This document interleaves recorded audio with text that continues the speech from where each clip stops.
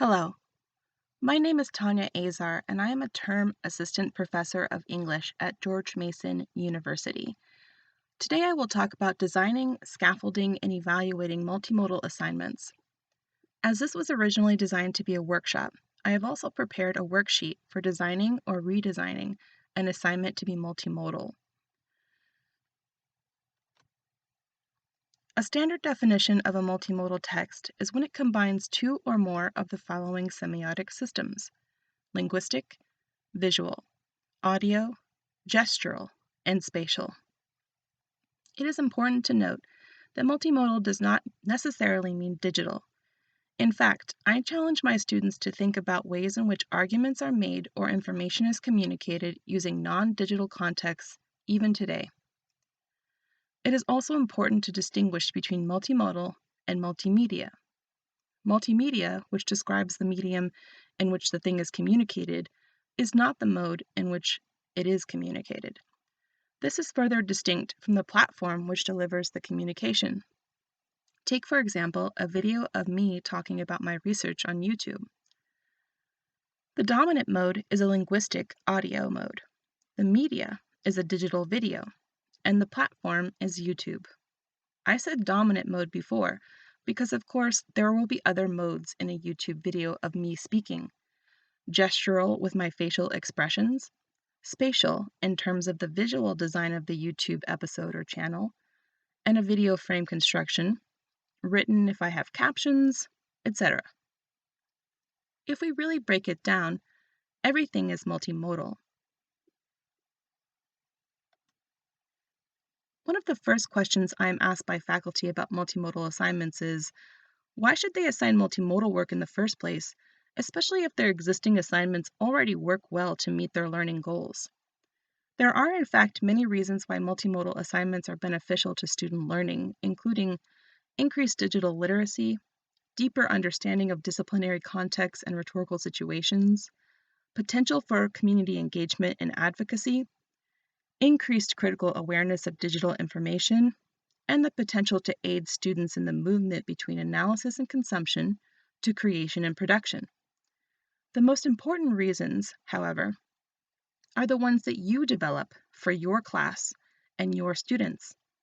For example, my advanced composition class is focused on helping students identify themselves as scholars in their disciplines and to prepare them for the job market and their various career paths.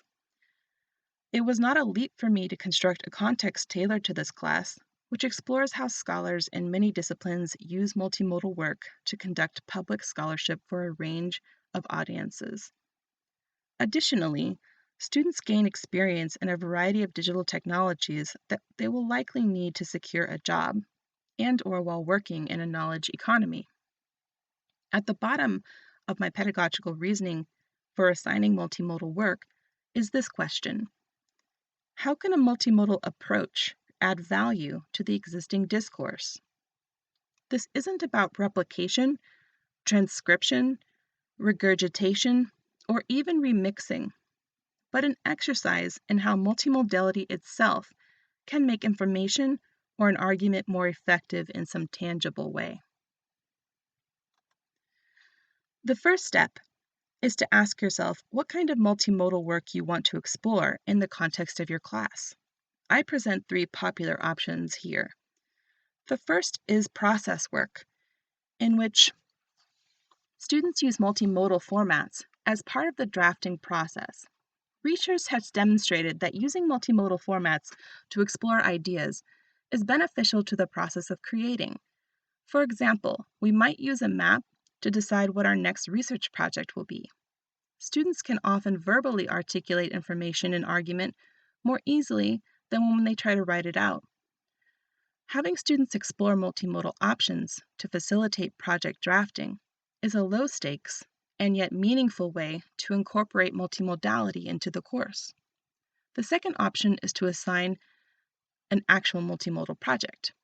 This can be a small project, such as a 1-minute audio or meme response to a reading, or it can be a large project that spans several weeks or even an entire semester.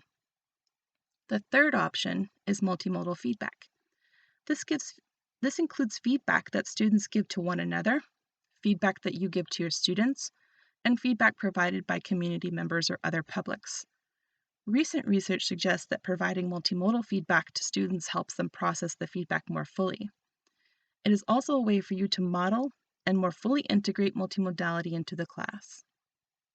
Pictured here are some examples of process work, like the map of ideas for a research project, a mini project in the form of a meme response, a major project in the form of a video literature review in which the student used Twitch to capture gameplay while discussing scholarly research on video games, and a hand-drawn zine with an interactive digital component.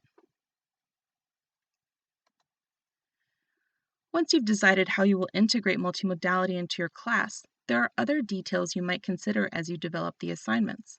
The first describes the scope.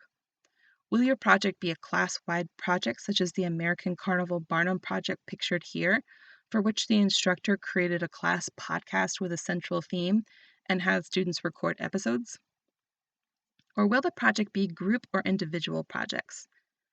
The next consideration is whether to limit students to one specific genre or give them a list of choices as Andrea Kraft does in her syllabus, which is also pictured here. You could also have them pitch genres to you based on their individual needs.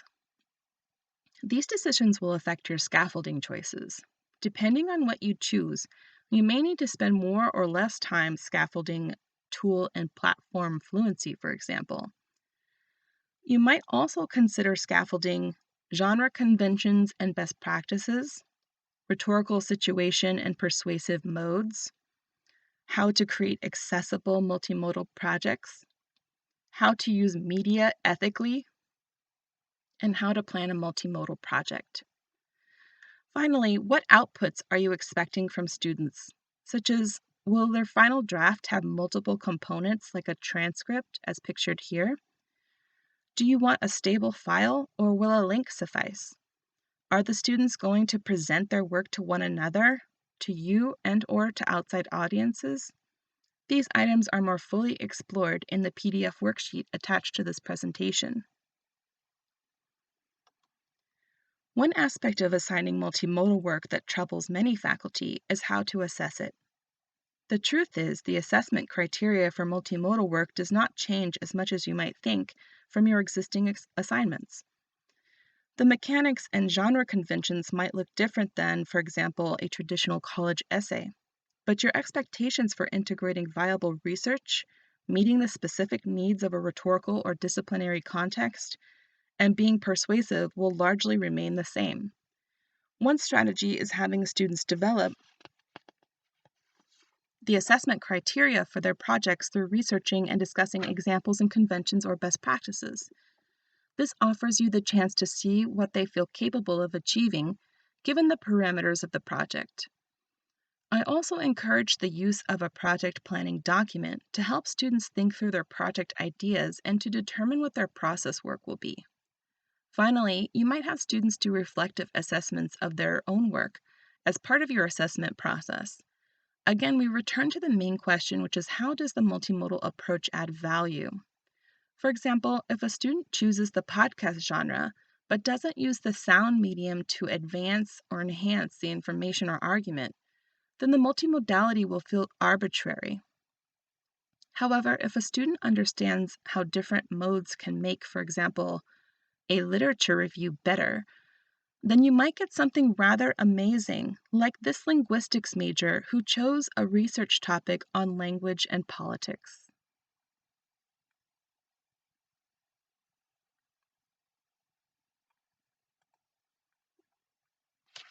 Excuse me. The first strategy we're going to look at is first-person plural. If you're already familiar with this term, maybe you noticed that I've been doing it since the beginning of this episode. First-person plural is what we use when we want to group ourselves in with the audience. So instead of me and you, it's we, us, ours. It's such a subtle thing that most of the time we don't pay attention to when other people use it. Politicians use it a lot. Our hopes for peace and security, our obligations to ourselves as well as others, all require us to make this effort. We Europeans can't afford to waste our energies on internal disputes or arcane institutional debates. We have the most powerful military in history, but that's not what makes us strong. We're not great when half of our people today are living paycheck to paycheck. Our country doesn't win anymore. Doesn't win. We don't win with the military. We can't beat ISIS. We have great military, but we can't beat ISIS. We don't win on trade. Look at what China's doing to us, what Japan does to us, what Mexico is just killing us at the border. So, why is this so popular in politics? It's simple. When you use first-person plural, you're speaking in terms of shared experience. You're subconsciously telling the audience that you're on their side, that they can trust you. It's a technique that tries to erase the separation between speaker and audience and bridge the power gap that exists there. Research has shown that this actually works. In 2012, a pair of linguists named David Matsumoto and Yisung Wang found that politicians who relied on we and us language resonated with their audiences more than speakers who used more singular and impersonal language. And think about it. If I'm giving a speech about all the problems in America that I'm going to solve, it's way more compelling to talk about America as us and we instead of the United States or it. It's like I'm reminding you that you have a stake in my success. That's pretty persuasive.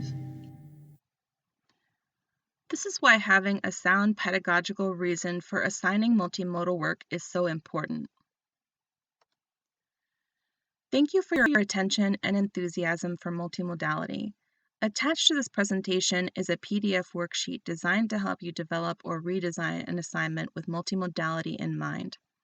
Also included in the PDF is the project planning worksheet that I use with my students, and a list of resources for scaffolding, accessibility, and ethical media use.